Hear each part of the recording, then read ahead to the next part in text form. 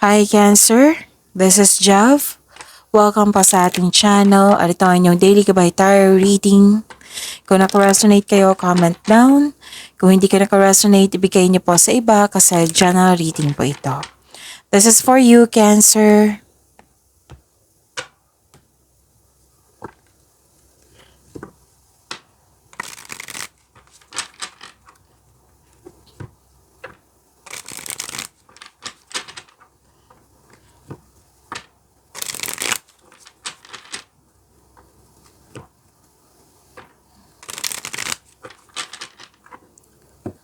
Para po ito sa inyo, Cancer.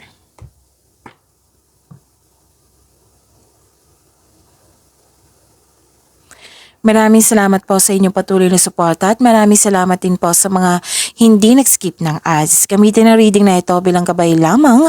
Sa mga hindi pa nag-subscribe, subscribe na po kayo at click bell notification para malaman nyo na may bago tayong video. Para sa mga gustong magpa-reading, comment po kayo ng personal reading. Again, comment kayo ng personal reading and check my reply sa comment section.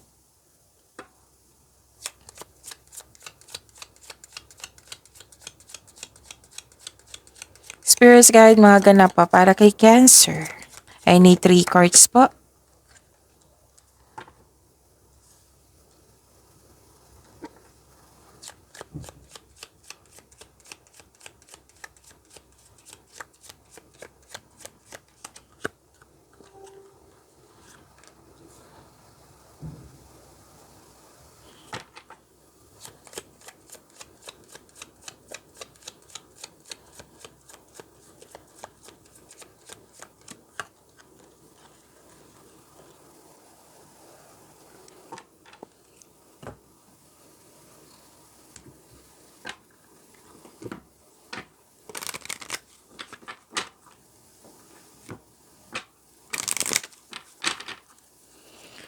Spirits guide, angels, archangels, guardian angels, message pa para kay Cancer.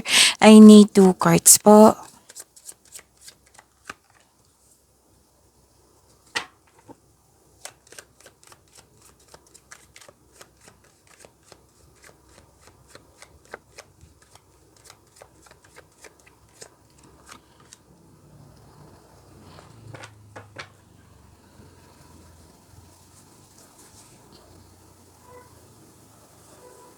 Okay, Cancer. Cancer, parang may na-miss kang tao. Yan yung unang naramdaman ko. Na-miss mo kasi nagkaroon kayo ng hindi pagkakaunawaan or loss of connection. Or pwedeng isang bagay na-miss mo na pwedeng nagkaroon ng loss. Oo. So this is, nalungkot ka kasi naalala mo, pwedeng worried ka at the same time. Kasi may nakita ko dito na posibleng may hindi totoo sa iyo or naninira sa iyo.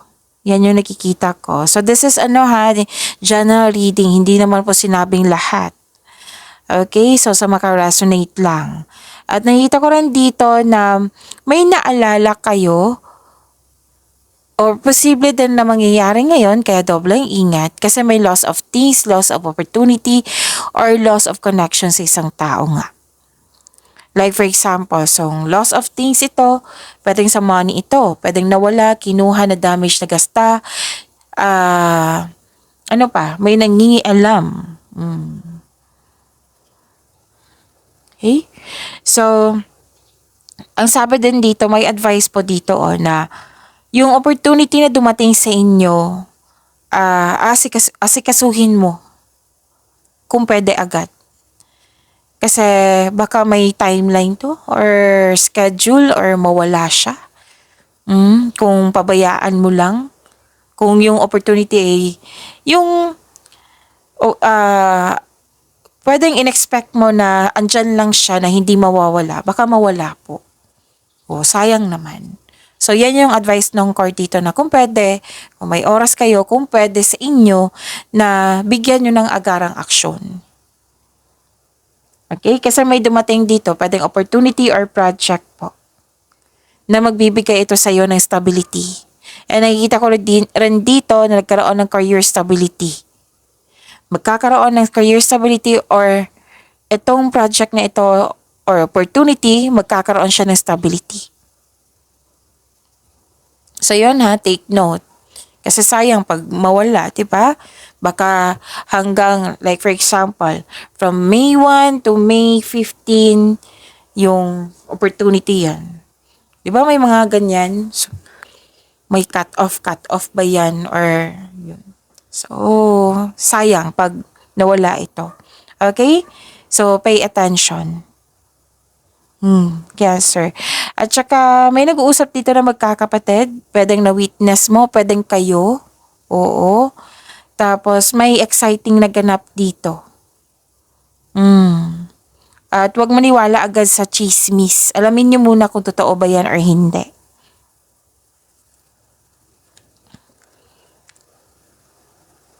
Okay, andito po si Archangel Gabriel.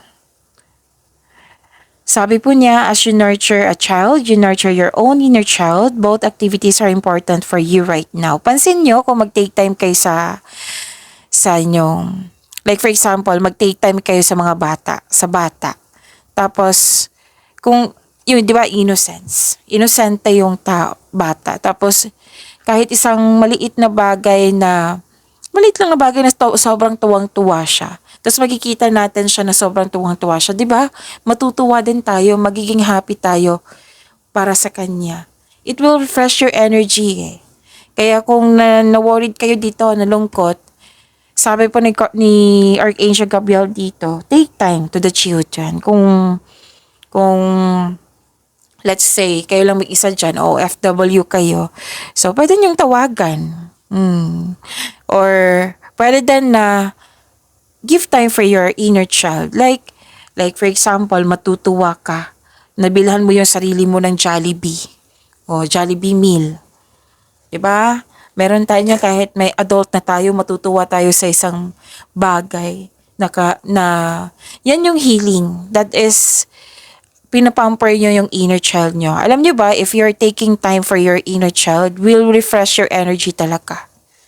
Mawawala yung mga worries mo, mga anxiety mo, yung lungkot mo na sa naalala, di ba? May nalungkot ka kasi may naalala ka or may nangyari. So, sabi yan ni Archangel Gabriel, refresh your energy, take time for your inner child or mismo sa mga, literal sa mga bata, sa bata. So, both activities are important for you right now. So, some of you, nag-take time ka talaga.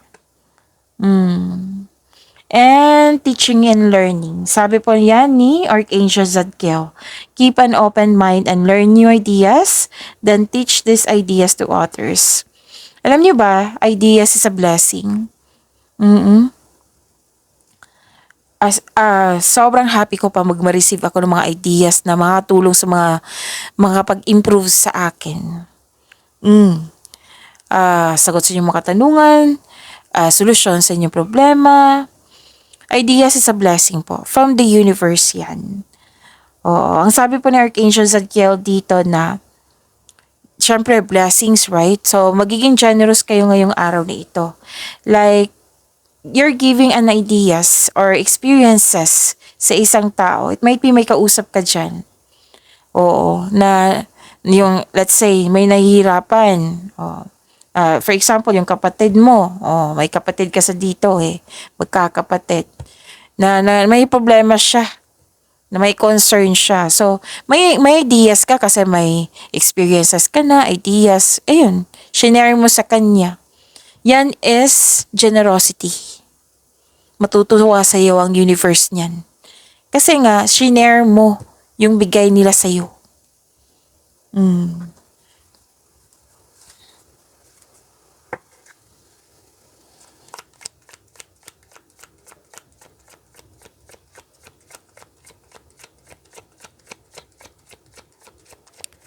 Spirits guide, ano po yung energy ni Cancer?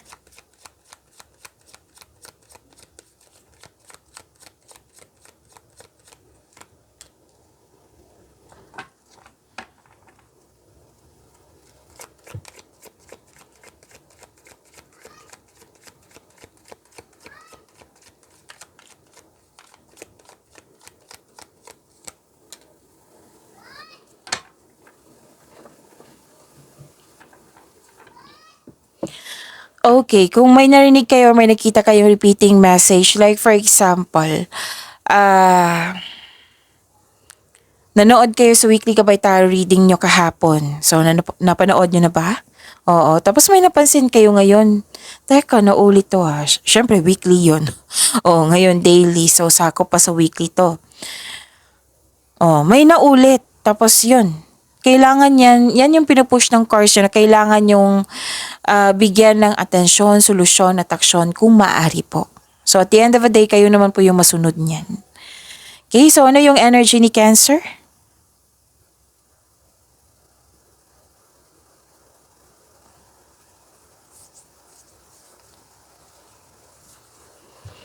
Okay, so this is silver linings. Moving on. This is moving on.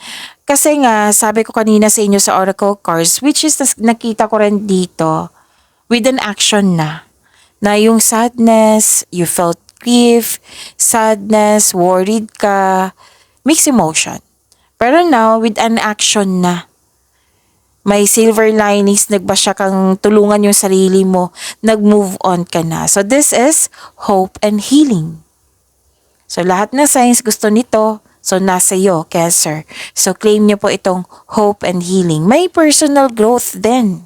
Wow. So naka-move on ka na sa lahat ng unos na nagdaan at tanggap mo na ang mga nangyari. Pinatawad mo na sila at higit sa lahat ang iyong sarili.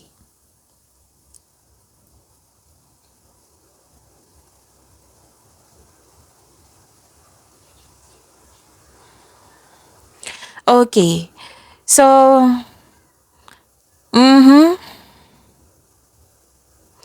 kaya pala nalungkot kayo. Kasi may tao dito na hindi totoo sa'yo. Mag-ingat kayo ha sa ibang tao at bagay.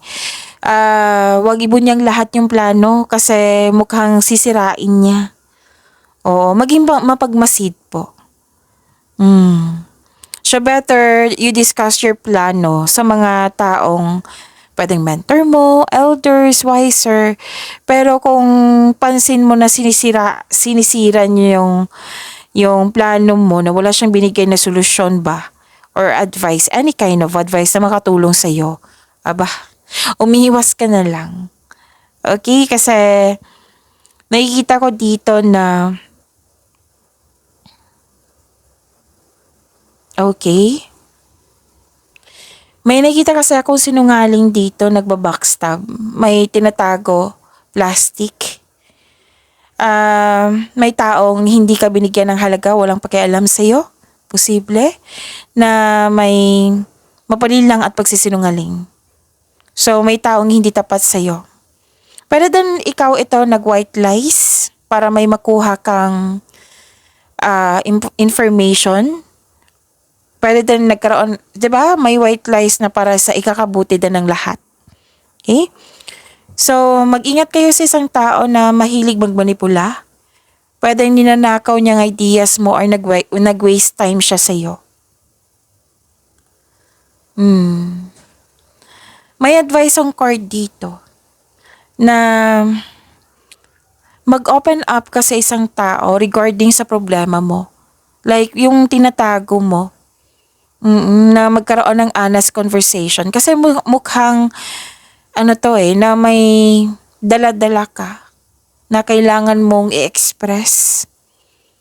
It might be kailangan mo ng tulong.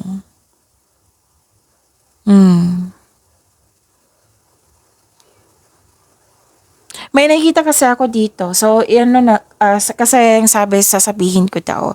Isabi ko daw sa inyo. Kasi, may dito, may kausap ka. Tapos, alam mo na yung katotohanan. Tapos, tinanong mo siya. Tinitest mo siya kung magsasabi ba ito ng totoo.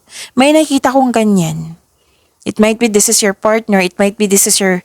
Basta malapit sa'yo na gusto mo yung makuha yung katotohanan from this person. Pero alam mo kung ano yung katotohanan. At sabi po ng card dito na kailangan maging totoo sa sarili. Kung may concern ka sa isang tao, then You have to be, to be honest. Magkaroon ng honest conversation. Yan kasi yung nakikita kong kailangan. Mm.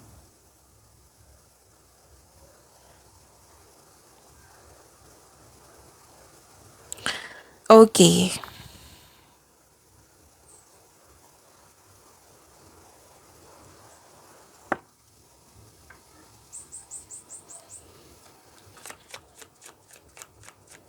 So communication is the key.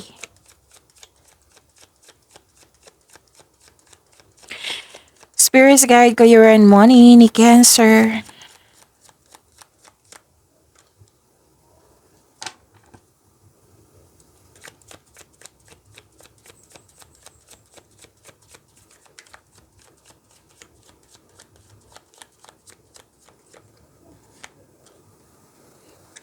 Pero at least 'di ba, nakikita ko dito na you're moving on na sa mga nararamdaman mong sakit or nagbibigay ng lungkot sa iyo. At least may silver linings na. Mm. So, yung paalala ng card nyo kanina na napahinto ako kasi may sinabi dito na huwag nyo daw saktan, yung huwag kayong gumawa ng isang bagay or na makapagbigay sa iyo. What I meant is, huwag kayong gumawa ng isang bagay na nakakasakit sa iyo.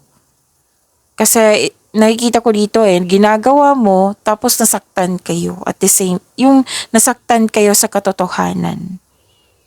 Parang concern to sa'yo or concern mo to sa kausap mo.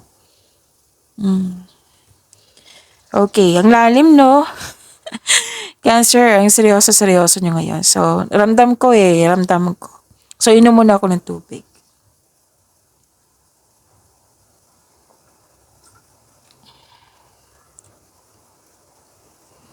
Sa career and money nyo po, may nakita ako ditong overspending sa work or overspending to sa kaperahan. Kasi may nakita kasi ako materialism. Materialism. Pwedeng ang overspending sa work, kitang-kita ko sa iyo. Pwede itong overspending sa material na bagay, sa pera ba, pwede ito sa iyo or sa concern mo sa isang tao.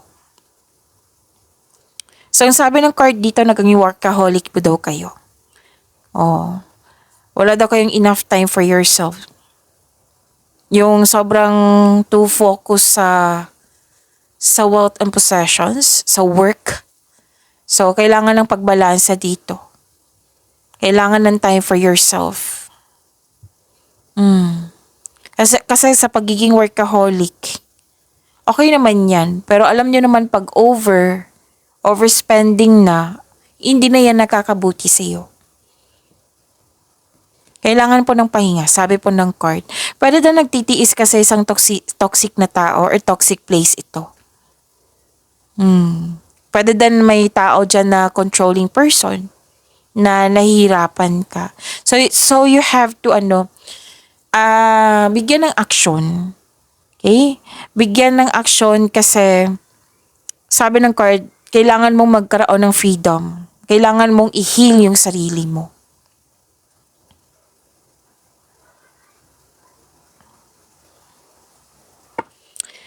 And this is emotional offerings. Okay. So at the end of the day, nakita ko dito na mas bibigyan mo yung mga blessings na binigay sa inyo pagkakataon sa inyong career and money. Actually, may nakita ko ditong parating na offer or new opportunity or project na makapagbigay sa iyo na excitement. Diba? May sabi ako kadinas dito sa Oracle cards nyo na exciting na ganap. Excited kayo dito. So, dito na lang tayo mag-focus sa binigay sa inyo. Pero yung paalala overspending sa trabaho, make it balance. Tapos may offer dito sa isang tao na pwedeng boss mo ito, nag-offer sa iyo ng much needed support. Pwede din pagtaas ng posisyon, pagtaas ng kita, pagtaas ng sweldo, or pagtaas ng allowance, pwede. So, alalahanin mo daw yung inspiration mo sa buhay. Bakit ka ba andyan? Bakit ka ba naging hard work? Para ma-motivate po daw kayo. Para maging inspired kayo. And good news is on the way. Ang ganda. So, dito tayo focus. Tama tong gagawin mo, mag-focus ka sa blessings.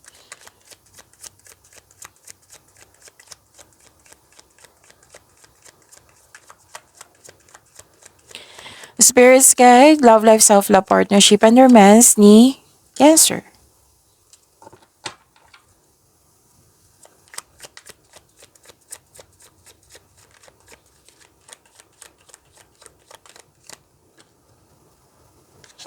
Ang ganda naman. Nagpahinga si Cancer. Nagbigay ng oras sa sarili at sa pamilya. Actually, nagpahinga, may pagsisiyasat sa sarili. Very good ha, Cancer. So, nagpahinga kayo. Sa mga single dito, ayaw mo munang makipagrelasyon, ayaw mo magtanggap ng date, kasi gusto mo mag-focus sa inyong sarili. You evaluate your priorities, mag-focus kayo sa inyong sarili. Sabi ng, nakikita ko dito na mismo gagawin mo sa mga single dito. So, yung may relasyon dito, nakaramdam ka ng pagod or stress kasi hindi kayo nagkaroon ng pagkakaunawaan. Pwedeng nagput kayo muna ng space. Space is a sign of respect for yourself, respect sa inyong partner, respect sa inyong relasyon. So, para sa pagbalik nyo, okay na, may resolution na. At nakikita ko rin dito na nagkaroon po ng assertiveness, paninindigan po, truth-seeking. Actually, may aggressive na tao dito. It might be this is an air signs, Gemini, Libra, and Aquarius na sa mga single, may parating sa inyo na bagong energy. It might be an air signs, Gemini, Libra, and Aquarius.